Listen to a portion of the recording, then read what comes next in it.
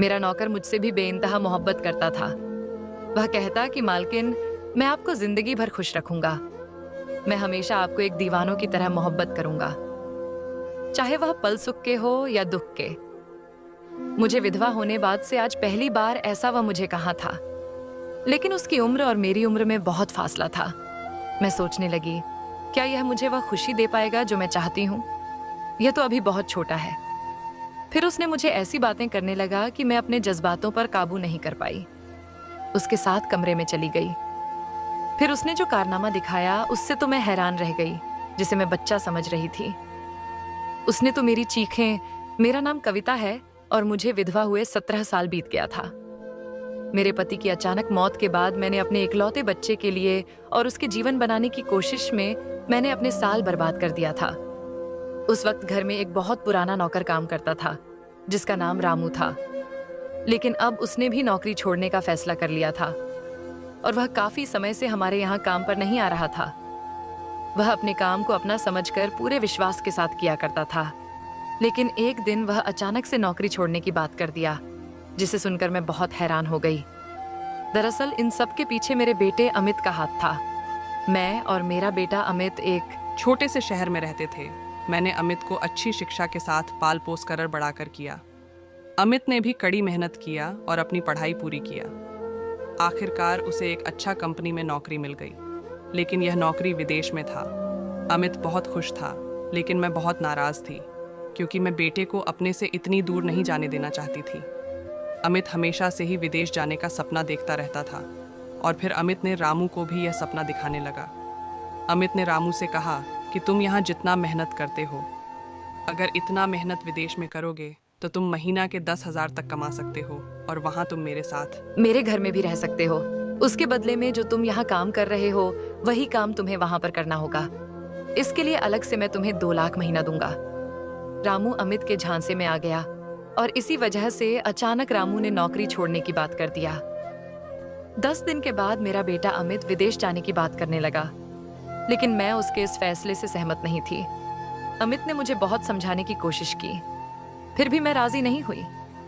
मैं अपने बेटे से कहने लगी, बेटा मैं चाहती हूँ कि तुम्हारा शादी हो जाए और तुम यही हमारे साथ अपने ही देश में रहकर किसी अच्छे कंपनी में काम करो। तुम्हारे सिवा कौन है मेरा यहाँ?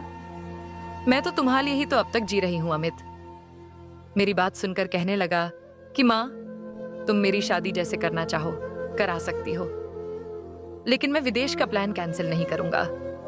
इतना कहकर वहां से चला गया। आखिरकार मुझे अपनी माँ का फर्ज निभाना था, इसलिए फिर मैंने अमित की शादी रथु नाम की लड़की से करा दी। शादी के बाद मेरा बेटा अमित अपनी पत्नी रथु को लेकर विदेश जाने लगा। फिर मैं अपनी बहू से इस बारे में बात की।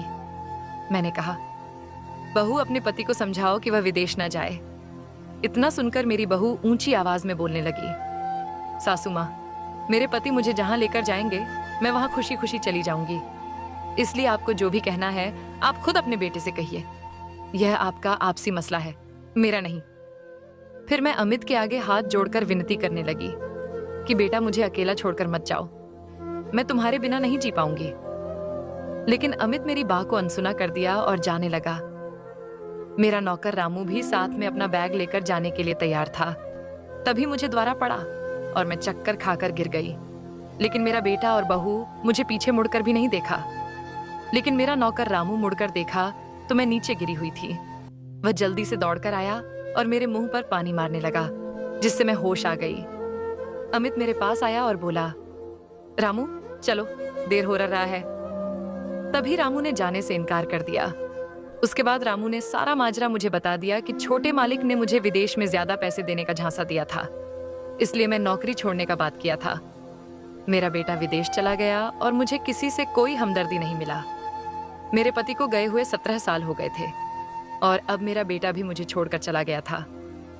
मैं ऐसी निराशा में बैठी थी कि तभी नौकर उदास चेहरा लेकर मेरे पास आया। वह कहने लगा कि मालकिन, आप इस तरह से उदास मत होइए। इस बात को लेकर आप ज्यादा परेशान मत रहिए, इससे आपके चेहरे का गोरा रंग फीका पड़ जाता है। ऐसा लगता है कि आप बहुत दिनों से बीमार हैं। जब से मेरे पति का मौत हुआ है तब से मुझे अपनी नौकर के अलावा किसी और से समर्थन नहीं मिला था। अब मेरे बेटे को विदेश गए 4 साल हो गए थे।